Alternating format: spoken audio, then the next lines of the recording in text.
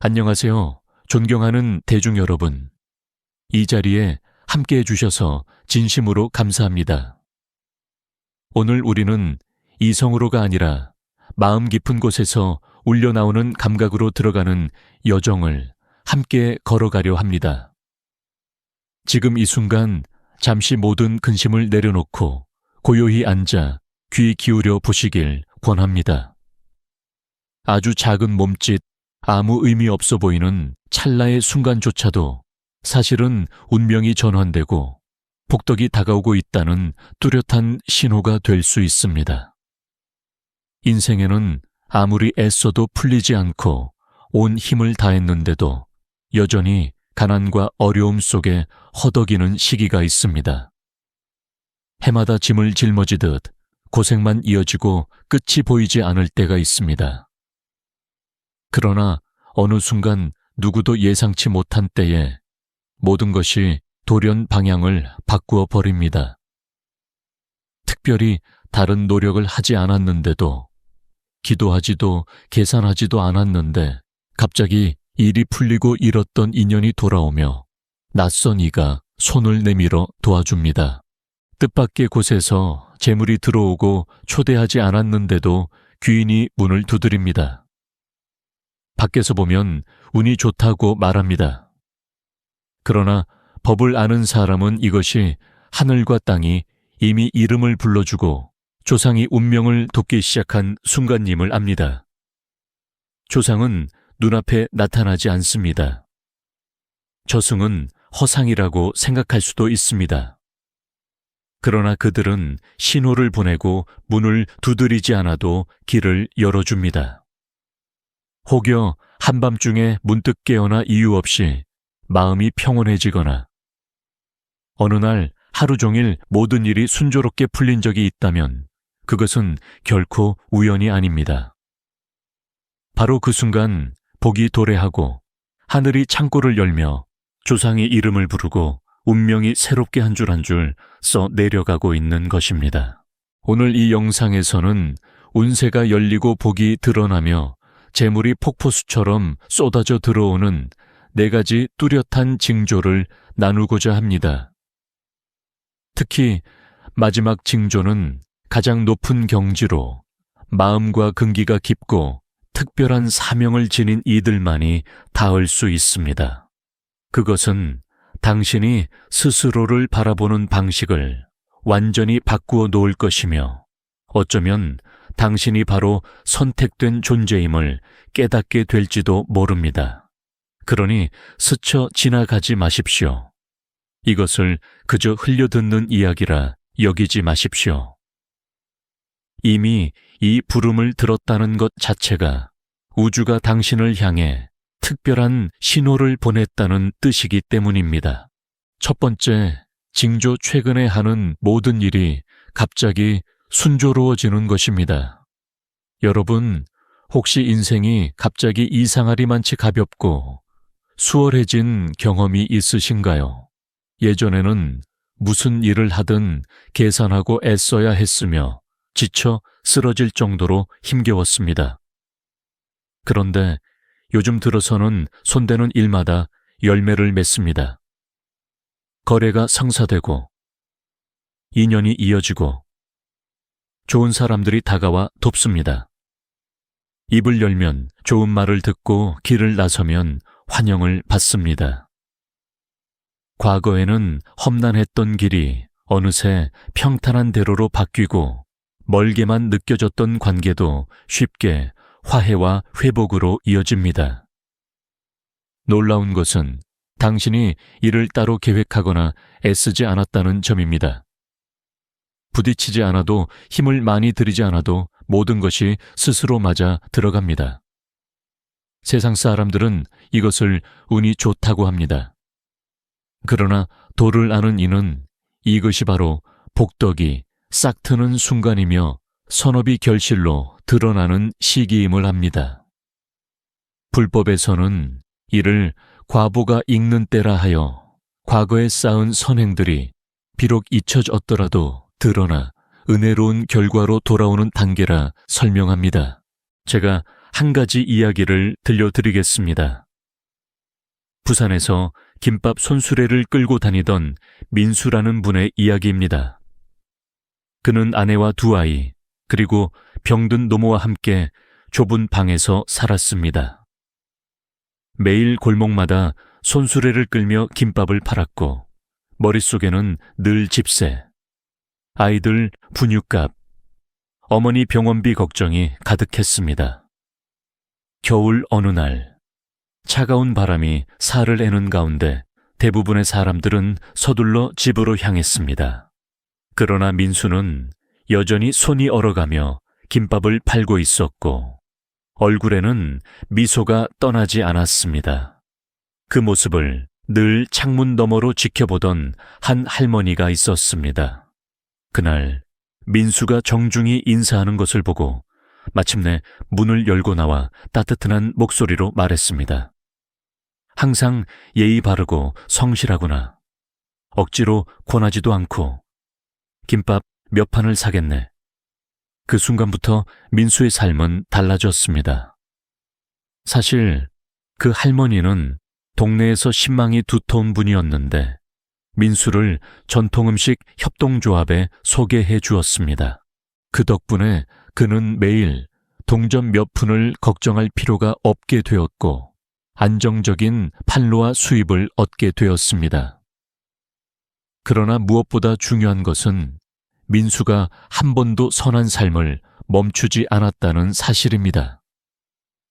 힘들어도 지하철역 노숙자들에게 김밥을 나누어 주고 아내와 함께 헌 옷을 모아 보육원 아이들에게 전달했습니다.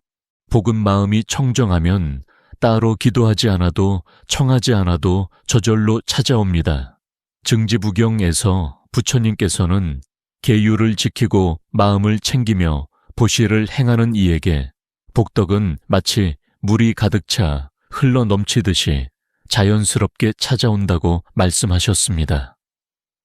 부르지 않아도 청하지 않아도 저절로 온 세상에 흘러 넘친다는 것입니다. 그러니 만약 요즘 들어 모든 일이 갑자기 순조로워지고 장애가 사라지고 사람들이 도와주며 길이 열리는 경험을 하고 있다면 결코 의심하지 마십시오. 지금 당신은 분명 선한 길 위에 놓여 있는 것입니다. 그 징조를 소중히 여기고 복이 찾아왔을 때 나누며 다시 씨앗을 심으십시오. 길이 열렸을 때, 문이 열렸을 때 밝은 마음과 겸손한 덕, 그리고 가슴 속의 선법의 등불을 지니고 걸어가십시오. 그것은 단순한 재물이 아니라 하늘과 땅이 당신의 이름을 불러주고 있다는 증명입니다. 두 번째, 징조 이유 없이 새벽 3시 무렵 자주 깨어나는 것입니다.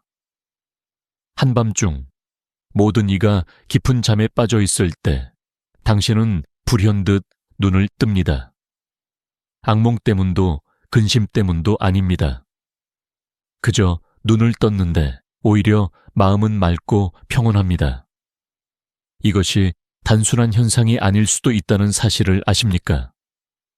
불법에서는 새벽 3시에서 5시 사이를 성스러운 시간, 마음의 문이 열리는 시간이라 부릅니다. 음양이 교차하는 순간 눈에 보이지 않는 인간 세상과 영적인 세계를 잇는 문이 열리는 때이기 때문입니다.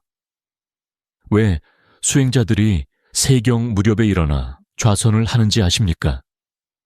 바로 이 시간에야말로 의식이 우주와 가장 깊이 교감할 수 있기 때문입니다. 세상은 고요하고 어떠한 파동도 없어 영적 에너지가 쉽게 연결되는 순간이 됩니다. 육조 해능 스님이나 이름난 많은 선사들이 바로 이 시간에 선정에 들고 참회하며 마음을 고요히 다스렸습니다.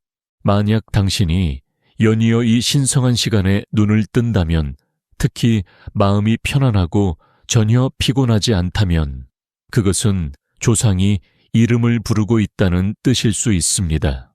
목소리로 들리지도 않고 꿈에 나타나지도 않지만 영혼을 살짝 어루만지는 부름입니다.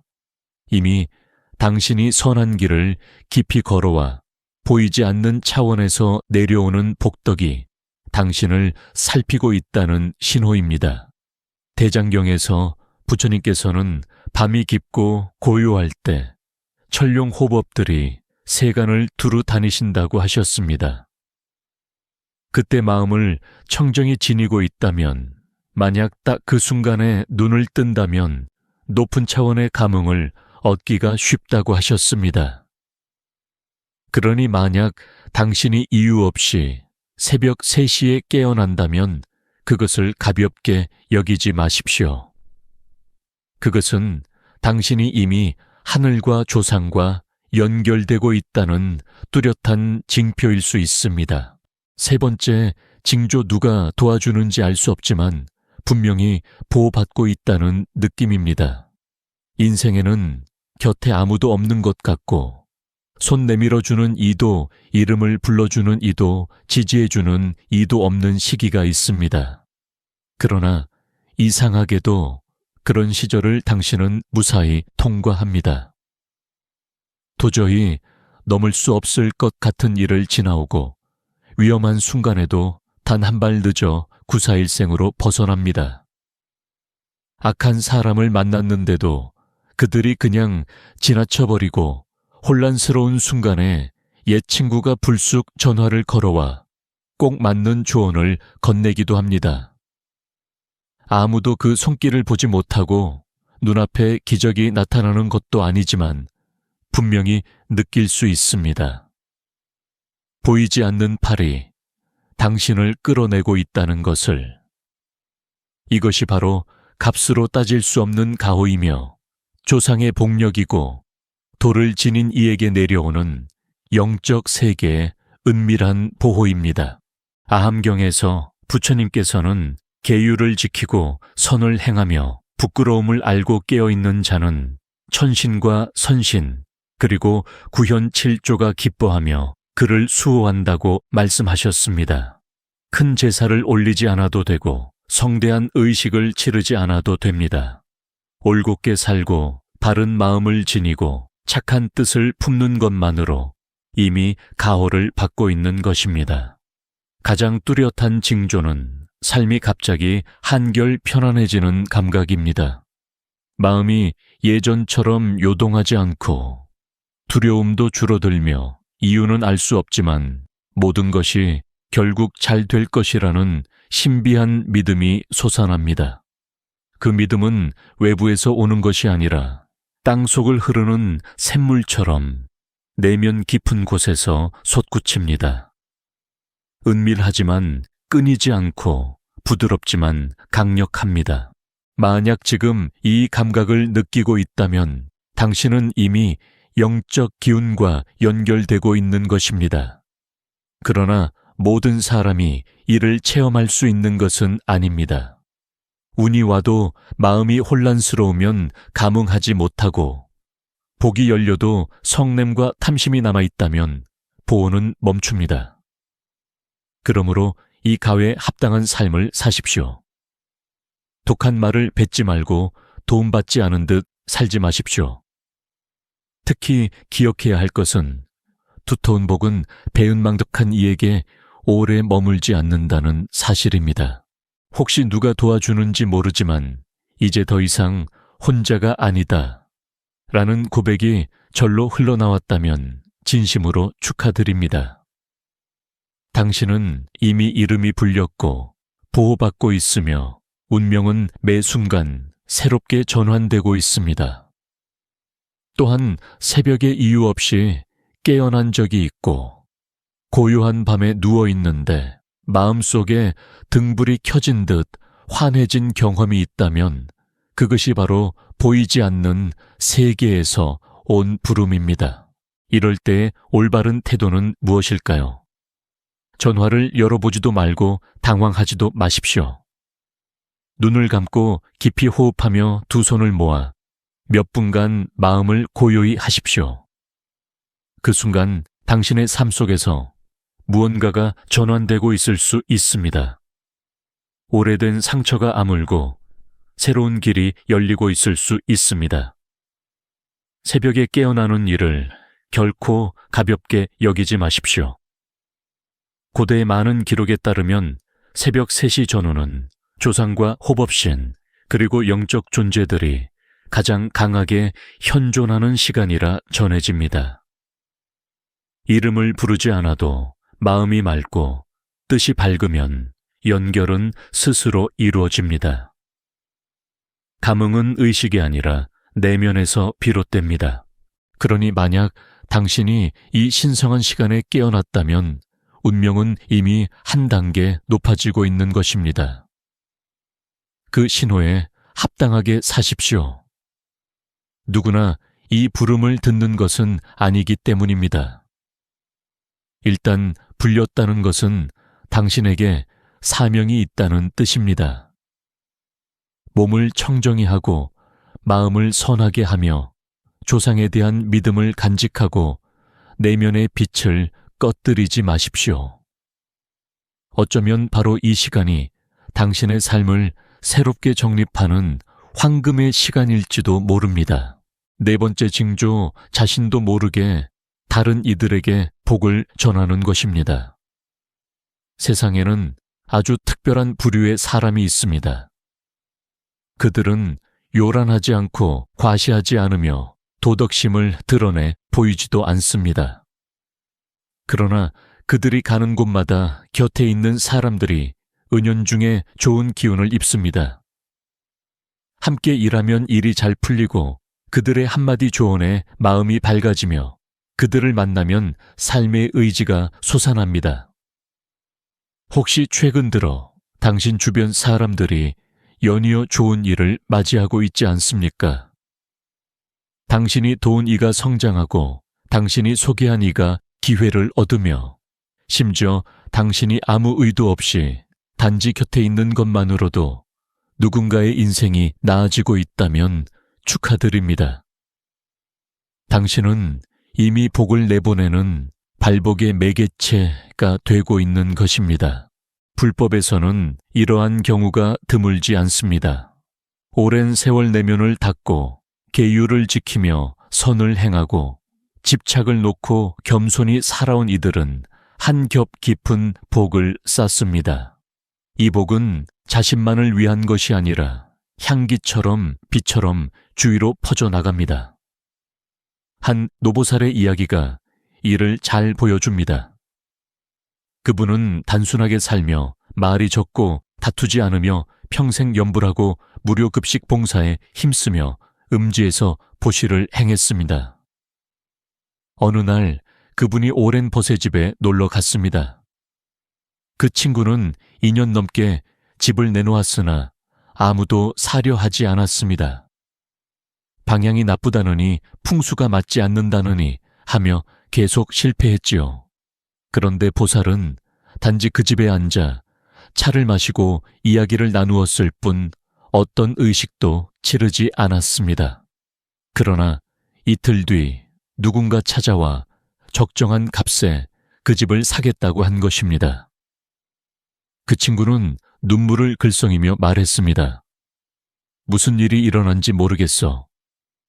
하지만 당신이 집에 들어왔을 때부터 마음이 가벼워지고 근심이 사라졌어.